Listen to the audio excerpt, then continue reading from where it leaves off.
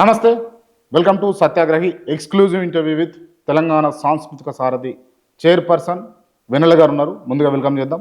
Madam నమస్తే. తమ్ముడు నమస్తే. జోహార్ గద్దరన్న. జోహార్ తెలంగాణ అమరవీరులకు జోహార్ గద్దరన్న. జోహార్ గద్దరన్న. జోహార్ గద్దరన్న. రైట్. చాలా రోజుల నుంచి బేసిక్గా మేమైతే మీ ఇంటర్వ్యూ గురించి ట్రై చేస్తున్నాం. అండ్ మోరెవర్ ఇప్పుడు వచ్చి కూడా మేము 1.5 hours అవుతుంది. ఈ డీలేకు రీజన్ ఏందో తెలుసుకోవచ్చా? డిలేకి రీజన్ అంటేనే first of all department work ఒకటి ఉంటుంది. డిపార్ట్మెంట్ కాకుండా చాలామంది గద్దరన్న బిడ్డ అని మొత్తం తెలంగాణ నుంచి, ఆంధ్రప్రదేశ్ నుంచి, వివిధ రాష్ట్రాల నుంచి కలవడానికి వస్తుంటారు. అట్లాగే నాకు ఫీల్డ్ వర్క్ ఒకటి ఉంటుంది. అట్లాగే బయట ఇన్విటేషన్స్ కూడా గద్దరన్న బిడ్డగా నార్మల్ కార్పొరేషన్ చైర్పర్సన్స్ కాకుండా ఇన్విటేషన్స్ ఉంటాయి. అట్లాగే పార్టీ వర్క్ ఉంటుంది. సో నేను ఆఫీస్కి వచ్చినప్పుడు నేను సెగ్రిగేట్ చేసుకొని వాళ్ళు స్కెడ్యూల్ ఇస్తాను. ఒక్కొక్కసారి సడన్గా అందరు వచ్చేస్తారు. ఈరోజు మార్నింగ్ ఒక్కళ్ళే కలవాలి, నన్ను 10 మంది వచ్చేసారు. So that is the one of the reason. అంటే మీకు ఈ సాంస్కృతిక సారథి చైర్పర్సన్ బాధ్యతలు చేపట్టిన తర్వాత ఇబ్బంది అనిపించిందా? ఇబ్బంది ఏం అనిపించలేదు. వర్క్లో కొత్తదనం, బికాజ్ నాకు పని చేయడం ఇష్టం. చిన్నప్పటి నుంచి అమ్మ కానీ నాన్న కానీ we have to work.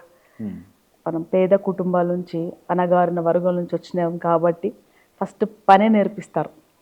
So పని చేయడము నాకు ఇష్టం కాబట్టి కొత్త వర్క్, కొత్త ఛాలెంజ్ అని అనిపించింది. సో ఇబ్బంది అనే దానికంటే I could take it as a ఛాలెంజ్గా తీసుకొని పోతున్నారు మీరు ఇప్పుడు. ఓకే, ఈ ఛాలెంజ్లో మీరు సక్సెస్ అవుతారా లేకపోతే ఫెయిల్ అవుతారా? సక్సెస్ ఫెయిల్యూర్ అనేది నేను ఎలా డిఫైడ్ చేస్తాను అంటే, sometimes when you put lot of efforts and you not succeeded, అప్పుడు నేను ఫెయిల్ అయిపోతున్నాను అనలేం.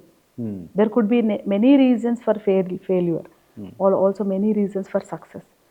సో గద్దరన్న ఆశయం నెరవేరలేదు, సమాజం నెరవేరలేదు అంటే గద్దరన్న ఫెయిల్ అయిపోయినట్ట కాదు కదా. ఆశయాలు వేరు, జాబ్ వేరు కదా. అట్లేం కాదు, ఇది కూడా ఒక ఆశయమే కదా.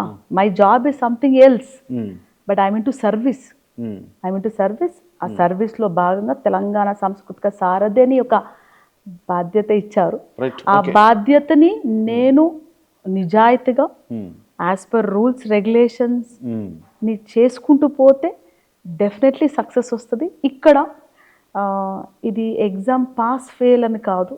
నాకు నా బాధ్యత ఎటువంటిదంటే మన ప్రజల్లోకి ప్రభుత్వ పథకాలు తీసుకోపోగలుగుతున్నామా అనేది ఫస్ట్. రెండోది ఏంటంటే మన తెలంగాణ సంస్కృతిని, మన ఆట పాటలని, మన జీవిత విధానాలని అది కూడా నేను ముందు దాకా తీసుకెళ్తున్నానా అనేది అదొక ఇది. అండ్ 550 మంది కళాకారులు ఉన్నారు. కళాకారులు నేను వాళ్ళని సమన్వయం చేసుకుంటూ, రైట్, వాళ్ళకి కావాల్సిన బేసిక్ నీడ్స్ ఇచ్చుకుంటూ వాళ్ళకు ఆ కాన్ఫిడెన్స్, నమ్మకాన్ని కలిగించి ముందుకు తీసుకుపోవడం అనేది. శాలరీస్ అందరికీ తెలంగాణ సాంస్కృతిక సారథి ఏర్పాటు నుంచి ఇస్తున్నాము.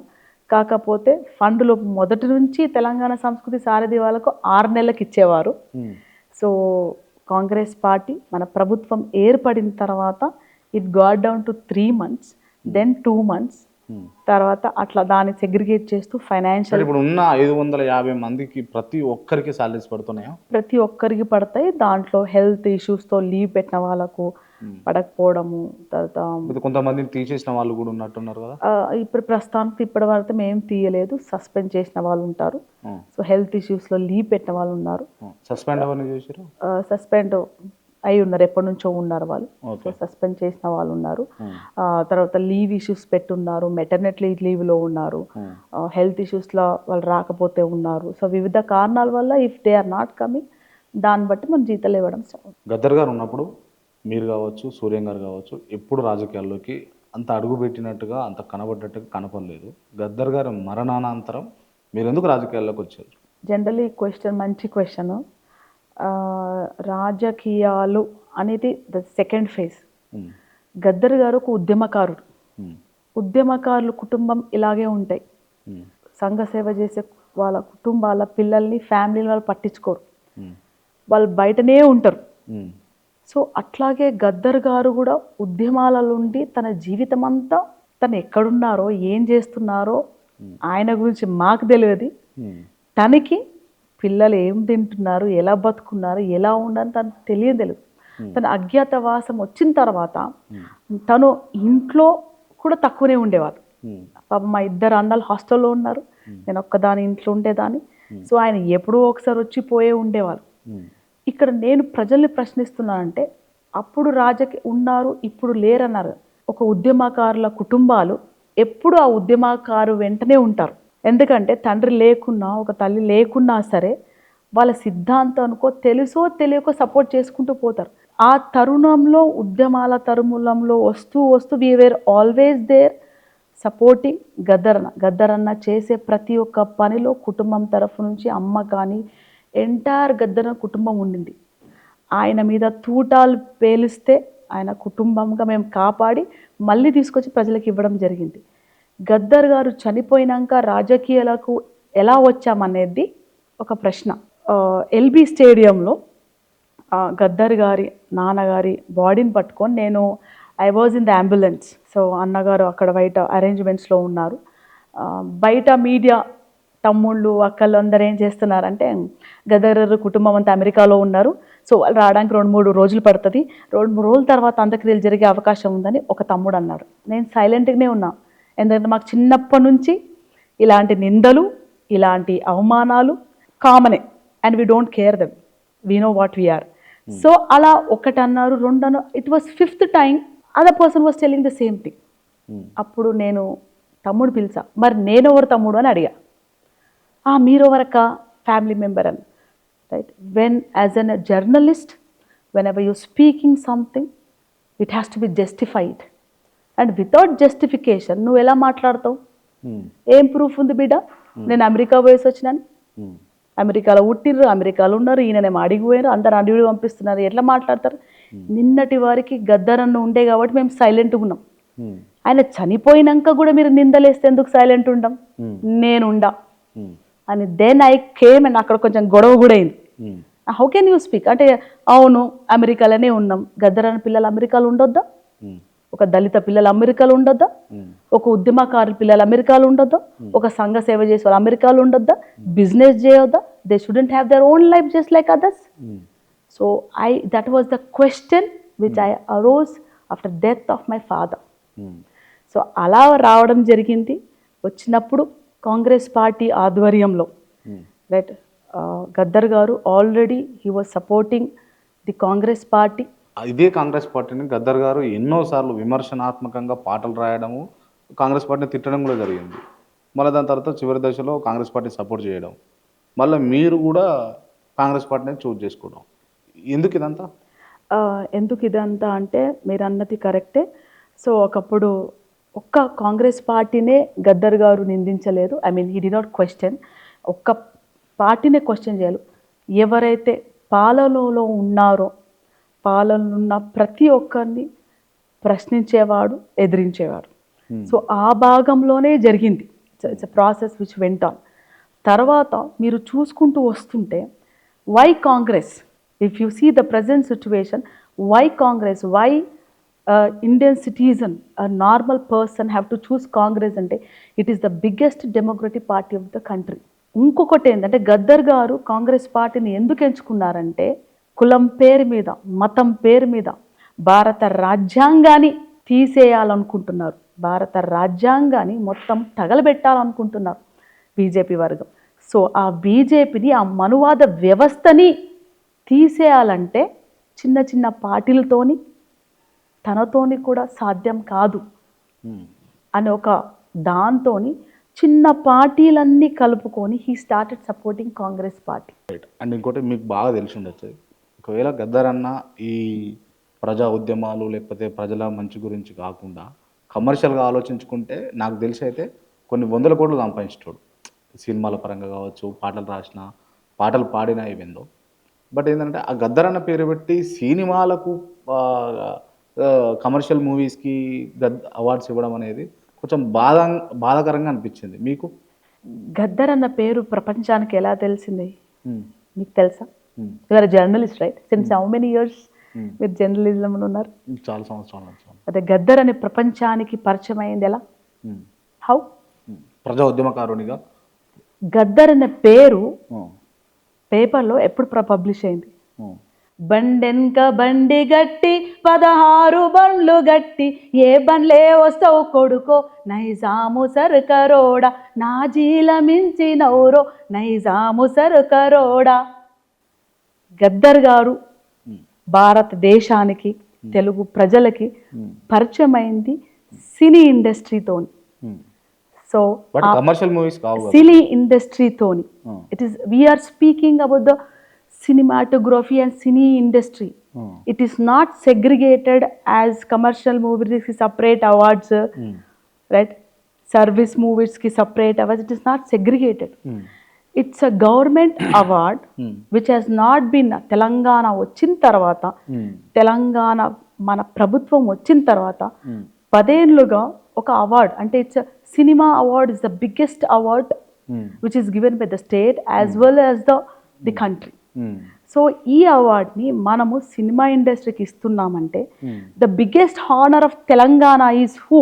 ఏం పేరు పెడితే ఆ హానర్ ఆ గౌరవాన్ని మనం ఇవ్వగలుగుతామంటే గద్దర్ అని వచ్చిందనమాట.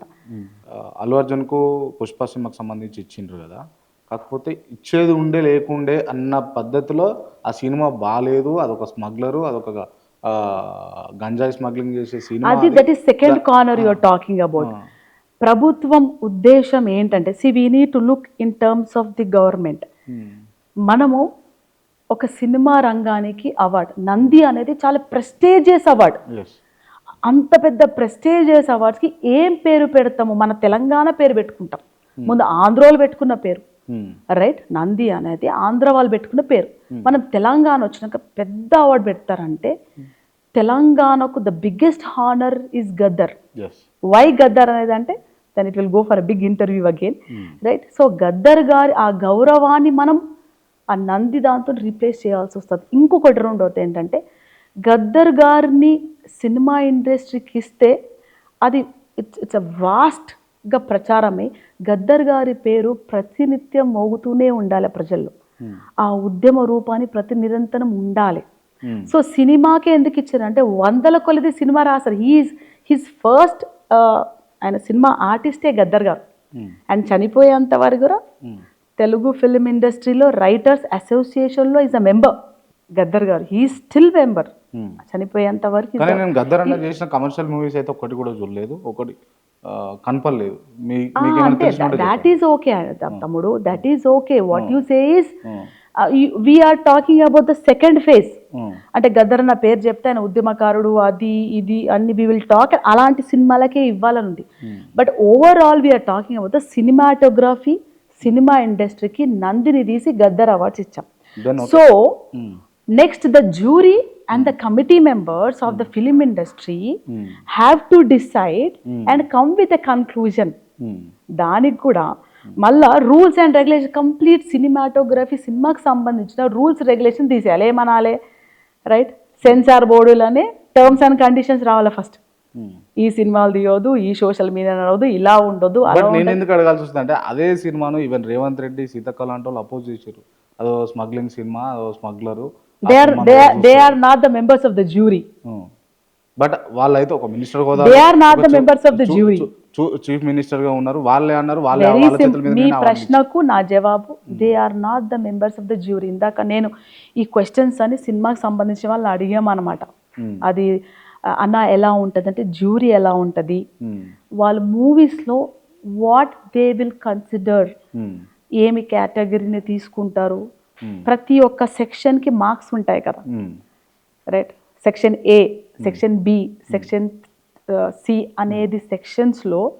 సో కేటగిరీ ఎలా ఉంటుంది, so category wise, section wise, technology wise, అన్ని వైజ్ వాళ్ళు మార్క్స్ వేసుకుంటూ రావాలి.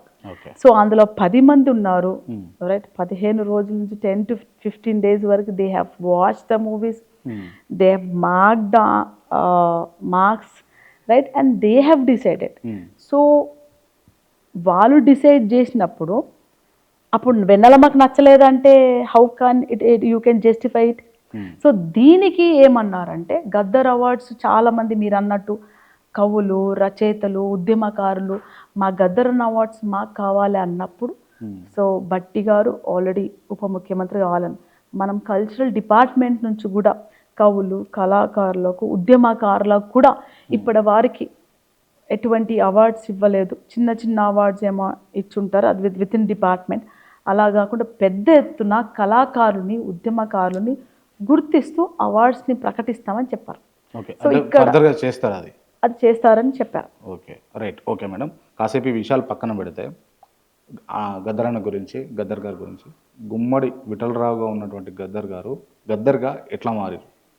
It's a history again. ఒక మాటలో చెప్పలేము. కన్నీళ్ళు, కష్టాలు, అవమానం, అణిచివేత నుంచి రూపుదిద్దుకుందే గద్దర్. అసలు గద్దర్ అని పేరు ఎవరు పెట్టారా? గద్దర్ అని ఎవరు పెట్టలేదు, ఆయనే రాసుకున్నారు. సో ఇది పంజాబ్లో revolutionary. So Gadar, it's Gadar, is Gadar, GADAR. So is a poet. ఆయన తాను అమరుడు అయిపోయినాక ఆయన పేరు తిను రాసి ఆ పాటని మా భూమి రంగులకు అంటే బయటికి రిలీజ్ చేయాలి కదా. పాట ఎవరు రాశారు, ఎవరు యాక్టింగ్ చేస్తారు అన్నప్పుడు అప్పుడు ఆ పాటకు నామకరణం గద్దర్ అని రాసి ఇచ్చారు. సో ఆ పాట మొదటి అయిన గద్దర్ అని సంతకం చేసిన పాట నరసింహరావు సార్ చెప్పినట్టు మా భూమి రంగుల కన్నా అదే ఆపుర బండోడో రిక్షంటా నేనొస్తా, జర ఆపుర బండోడో రిక్ష మీద నేనొస్తా. సో మొదటిగా ఆ పాట రాసి దానికి గదర్ GADAR అని సంతకం పెడితే అది రాను రాను రాను గద్దర్ GADDAR అయింది అనమాట. గద్దర్ అయిపోయింది. అది అంటే మీకు స్కూల్ కూడా ఉంది కదా మేడం, అంటే అటు ఇటు ఎట్లా మేనేజ్ చేస్తారు? అది నేను పెట్టిన స్కూల్ ఏం కాదు, అది చాలా జ్ఞానం ఒక్కటే మిగులును అనే ఒక సిద్ధాంతం మీద ఏర్పడిన స్కూల్, గద్దరన్న గారు స్థాపించిన స్కూల్. అది అంబేద్కర్ విద్యానికేతన్ ట్రస్ట్ ద్వారా గత 36 సంవత్సరాలుగా నడపడం జరుగుతుంది. సో నేను ఇలా రాజకీయాలకు వచ్చినప్పటి నుంచి మనకు అక్కడ ప్రిన్సిపల్, అడ్మినిస్ట్రేటర్ ఉంటారు. సో వాళ్ళిద్దరు it is only one school, 100 school కాదు కదా, ఒకటే స్కూల్ కాబట్టి ఏం ప్రాబ్లం లేదు. ఫీజు తీసుకుంటారా? Free of cost? లేదు, వి కలెక్ట్ ఫీజు కలెక్ట్ చేస్తాము. కాకపోతే దీంట్లో compare to other school we charge minimum fee charges, అన్ని ఎక్స్ట్రా ఏం చార్జ్ చేయకుండా ఓన్లీ స్కూల్ ఫీ తప్ప మనం ఇంకేం చార్జ్ చేయము. సో మనము దీంట్లో ఎలా ఫోకస్ చేస్తామంటే, ముగ్గురు పిల్లలు ఉంటే థర్డ్ బేబీకి మనం ఫ్రీ షిప్ ఇస్తాము. తల్లిదండ్రులు లేని పిల్లలకు అంటే especially we focus on local area only. ఎందుకంటే we don't have lot of income source or we don't go for any further funds కోసం వెళ్ళాం కాబట్టి. సో ఉన్న ఫీ కలెక్షన్స్లోనే మనం ఇవ్వాలి కాబట్టి we focus only on local area people. అక్కడ ఎవరైతే తల్లిదండ్రులు లేరు పిల్లలకు మాత్రం మనం ఫ్రీ షిప్ ఇస్తాం. పద్మ అవార్డులో అనౌన్స్ చేసినప్పుడు గద్దరన్న మీద బండి సంజయ్ లాంటి వాళ్ళు చాలా వ్యతిరేకంగా మాట్లాడారు కదా. ఎందుకు బీజేపీకి కావచ్చు లేకపోతే బీజేపీ నాయకులకు అంత కోపం ఉంటుంది గద్దర్ మీద అని అంటే సిద్ధాంతాలు వేరు కాబట్టి they have come out in that way.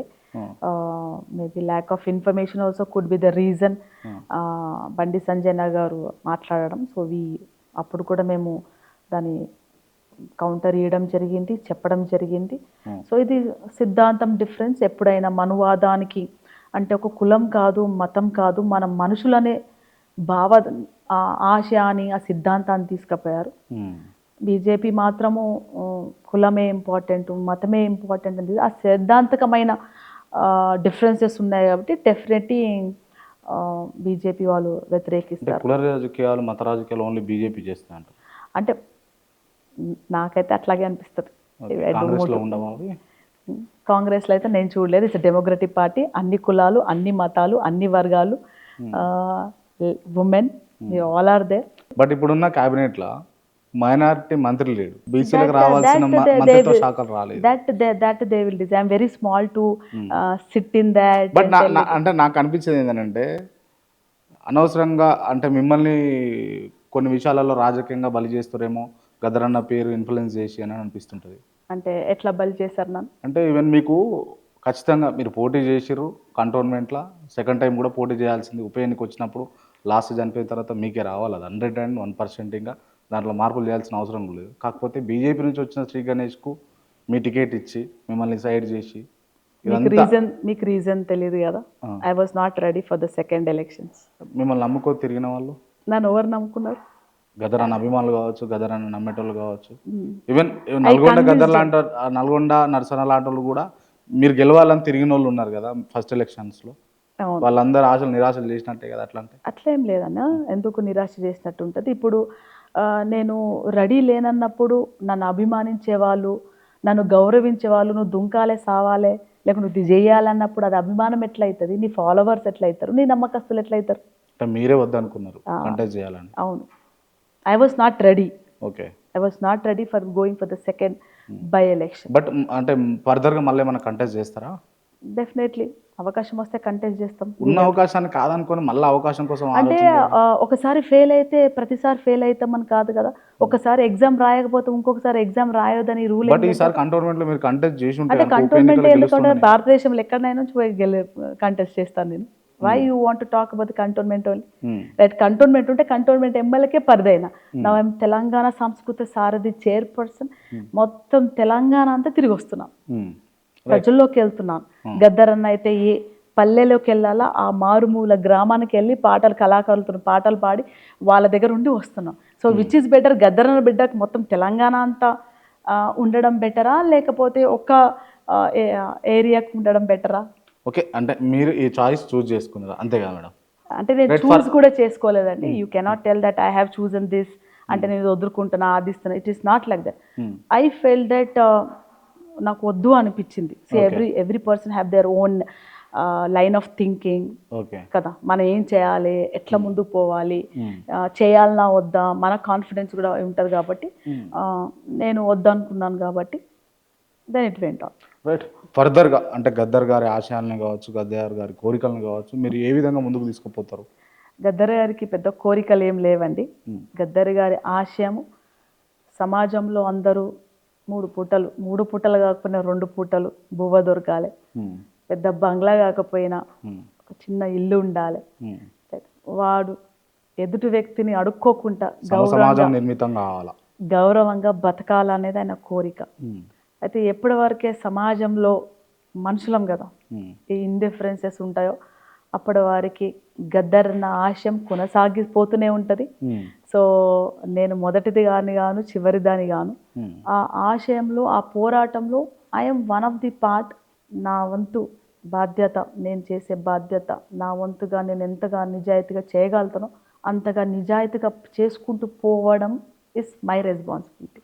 So ఖచ్చితంగా ఆయన, if I take as the daughter of Gaddar, what ever I do, I take up as a responsibility. I'll make sure that I'm doing it sincerely. అంటే విప్లవకారైనటువంటి ఉద్యమకారైనటువంటి గద్దర్ గారికి అంతిమయాత్ర పోలీసుల వందనంతో జరగడం అనేది ఏ విధంగా అనిపించింది మీకు?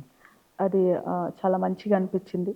అది ఆయనకిచ్చిన వందనంతో పాటు తెలంగాణ అమరవీరులకు ఇచ్చిన వందనం అని నేను భావించాను. It's a salute to the all the martyrs of Telangana అని నాకు ఆ ఫీలింగ్ అనిపించింది. భవిష్యత్తులో వెన్నెల గారిని ఏ పొజిషన్లో చూడవచ్చు మేము? ఏ పొజిషన్లో నేను చెప్తాను, ఏ పొజిషన్లో అంటే మీకు టార్గెట్ ఉంటుంది కదా, రాజకీయాల్లో ఉన్నారు, సాంస్కృతిక సారథి చైర్మన్గా ఉన్నారు, భవిష్యత్ అనేది మీరు నిర్మితం చేసుకున్నారు. డెఫినెట్లీ భవిష్యత్తులో నా పొజిషన్ ఎప్పుడు నేను ప్రజల మధ్యలో ఉండాలనుకుంటున్నా. అది ఏ పొజిషన్ అయినా కానీ, అది పొజిషన్ ఉన్నా లేకున్నా మేము గద్దర్ నా కడుపులో పుట్టినప్పటి నుంచి, నాకు ఊహ వచ్చినప్పటి నుంచి మేము ప్రజల మధ్యలోనే ఉన్నాం. నా కోరిక, నా ఆశయం చనిపోయేంత వారికి ప్రజల మధ్యలోనే ఉంటాం. Thank you madam, thank you so much. Thank you.